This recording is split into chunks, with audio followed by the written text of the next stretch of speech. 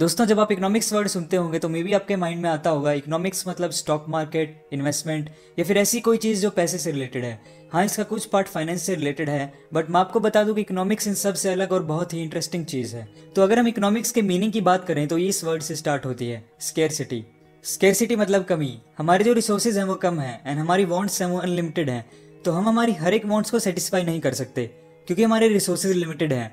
For example money. Suppose आपको mobile और laptop दोनों ही चीजें चाहिए, लेकिन आपके पास सिर्फ एक चीज को खरीदने के ही पैसे हैं। तो ऐसे में आप लैपटॉप एंड मोबाइल में से एक चूज करने के लिए फोर्स हो जाओगे। अगर मान लो हमारे पास दोनों ही चीजों को खरीदने के पैसे हैं, तब भी हमें चॉइस करनी पड़ती है, या तो इन चीजों में या फिर किसी और चीजों में। तो बेसिकली मेरा मतलब है कि हमारे पास हमारी हर एक वांट को सेटिस्फाई करने के लिए अनलिमिटेड पैसा नहीं है, राइट। एक और एग्जाम्पल स्केर्स रिसोर्स का, टाइम। मान लीजिए आपको एग्जाम के लिए पढ़ना है एंड आपको मूवी भी देखनी है। तो एक टाइम पे या तो आप पढ़ोगे या मूवी देखोगे, एक साथ तो दोनों चीज नहीं कर सकते।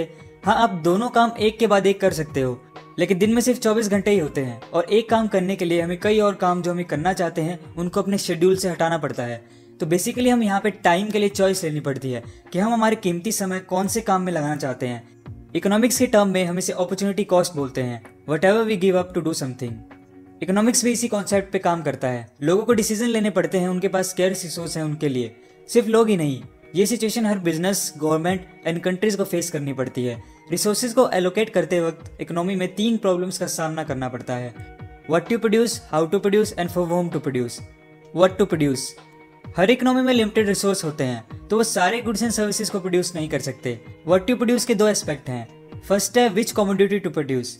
इसके अंदर इकोनॉमी को डिसाइड करना होता है कि कौन से consumer goods like rice, wheat, clothes etcetera and कौन से कैपिटल गुड्स जैसे मशीनरी, इक्विपमेंट एटसेट्रा को प्रोड्यूस किया जाएगा। सेकंड है how much to produce.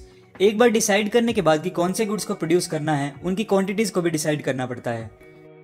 How to produce. इसके अंदर हम डिसाइड करते हैं कि गुड्स एंड सर्विसेज को प्रोड्यूस करने के लिए कौन सी टेक्निक का इस्तेमाल किया जाएगा। जनरली 2 तरीके की टेक्निक्स होती हैं, first labour intensive technique, second capital intensive technique. Labour intensive technique में ज्यादा से ज्यादा लेबर्स का यूज किया जाता है एंड कैपिटल इंटेंसिव टेक्निक में ज्यादा कैपिटल एंड मशीन्स का यूज किया जाता है। अब इन टेक्निक्स का यूज किया जाता है स्टैंडर्ड ऑफ लिविंग को बढ़ाने के लिए या फिर एम्प्लॉयमेंट अपॉर्चुनिटीज प्रोवाइड करने के लिए। इंडिया में लेबर इंटेंसिव टेक्निक प्रेफर की जाती है क्योंकि लेबर्स की अवेलेबिलिटी ज्यादा है and countries like USA, England, वहाँ पे कैपिटल इंटेंसिव टेक्निक प्रेफर की जाती है क्योंकि इन कंट्रीज में लेबर की शॉर्टेज है। फॉर व्हॉम टू प्रोड्यूस मतलब किसके लिए प्रोड्यूस किया जाएगा, कि उन गुड्स एंड सर्विसेज का अल्टीमेट कंज्यूमर कौन होगा। क्योंकि रिसोर्सेज लिमिटेड हैं तो इस प्रॉब्लम में ये चूज करना पड़ता है कि कौन सी क्लास के लिए प्रोड्यूस किया जाएगा, रिच क्लास या पुअर क्लास, उनकी पेइंग कैपेसिटी यानी इनकम लेवल के हिसाब से। इकोनॉमिक्स को 2 कैटेगरीज में बांटा गया है, micro economics and macro economics. Micro economics में हम पढ़ते हैं लोगों की चॉइसेस के बारे में कि कौन से फैक्टर हैं जो उनकी चॉइसेस को इन्फ्लुएंस करते हैं एंड कैसे उनका डिसीजन मार्केट में गुड्स की प्राइस, डिमांड एंड सप्लाई को अफेक्ट करते हैं। फॉर एग्जाम्पल माइक्रो इकोनॉमिक्स में एक बिजनेस के हिसाब से हम ये सब स्टडी करते हैं, ज्यादा से ज्यादा प्रॉफिट कमाने के लिए कितने वर्कर्स को हायर करना चाहिए, या फिर हमारा कॉम्पिटिटर अगर मई में प्रोडक्ट रिलीज कर रहा है तो हमें कब रिलीज करना चाहिए।